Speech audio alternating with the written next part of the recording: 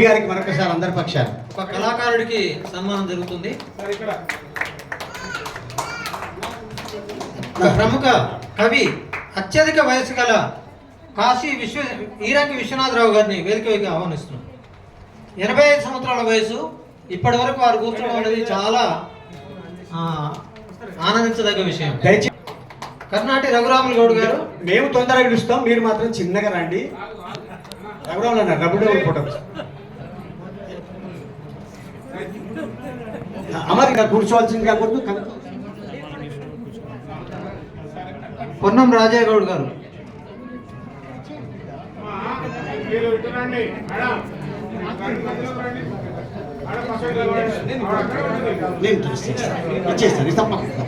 ఆ పుస్తకాలు తీసుకురా, ఆ పుస్తకాలు తీసుకొని సరళ శ్రీలేఖ గారు.